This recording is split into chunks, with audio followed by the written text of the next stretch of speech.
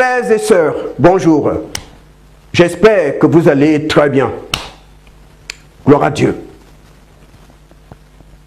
Je suis un peu surpris, étonné, que beaucoup de chrétiens ne savent même pas où va un enfant de Dieu après sa mort. Il y a des gens qui sont en Christ depuis longtemps, qui continuent de croire qu'un enfant de Dieu qui a été enterré est là, dans la tombe. Et pourtant, tout est dans la Bible. C'est incroyable. Il nous est déjà arrivé d'assister aux veillées de nos frères et sœurs en Christ décédés. On était au deuil. On a assisté à la veillée. On a même vu dans le cercueil le frère ou la sœur. Et parfois, on a accompagné le cercueil jusqu'au cimetière. Où va l'enfant de Dieu après la mort? Que dit la Bible?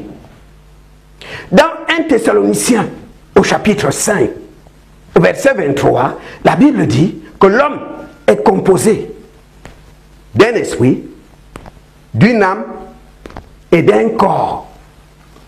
Dans le livre d'Ecclésiaste, au chapitre 12, la Bible dit que la terre retourne à la terre et l'esprit va à Dieu.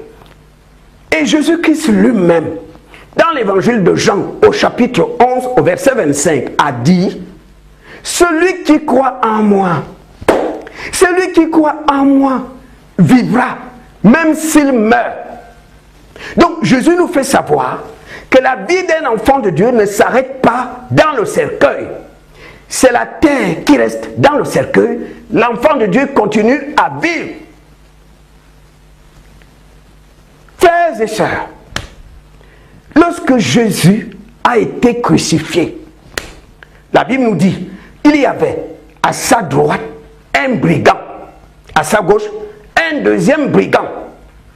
Et l'un des brigands lui a dit: si tu es le Christ, sauve-toi et sauve-nous. Si vraiment tu es le Christ, sauve-toi, sauve-nous. Et l'autre a dit: tu ne peux pas lui parler comme ça. Cet homme n'a rien fait. Tu ne peux pas lui parler comme ça. Parce que nous, on mérite ce sort. On mérite la mort. Mais lui, il n'a rien fait. Cet homme s'est tourné vers Jésus. Il lui a dit: souviens-toi de moi quand tu viendras dans ton règne. Et Jésus lui regarde dans les yeux. Lui a dit: aujourd'hui même, tu seras avec moi au paradis. Cet homme a été tué. C'est sûr qu'on l'a enterré. Mais Jésus lui dit: aujourd'hui, tu seras avec moi au paradis. Cet homme n'était pas dans la tombe. Il est allé au paradis. Je veux que tu saches que le paradis, qui est le lieu de repos, c'est l'endroit qui reçoit nos frères et sœurs qui sont morts. Je parle ici des vrais enfants de Dieu. Vous savez très bien que toutes les personnes qui vont dans les églises ne sont pas des vrais enfants de Dieu. Vous le savez que dans chaque église, il y a le blé et l'ivraie. Vous le savez. Le frère en Christ qui marchait dans la crainte de Dieu, la sœur qui marchait dans la crainte de Dieu n'est pas dans la tombe, même si vous l'avez enterré. C'est son corps qui retourne à la poussière. L'esprit continue auprès de l'Éternel. C'est pourquoi Jésus a dit à cet homme: aujourd'hui même, tu seras avec moi au paradis. Donc tous les frères en Christ qui nous ont dévancés sont au lieu de repos qu'on appelle le paradis. Ils attendent comme nous le son de la trompette. Attention, quand la trompette va sonner, la Bible dit: les morts en Christ ressuscitent en premier. Les morts en Christ, c'est qui?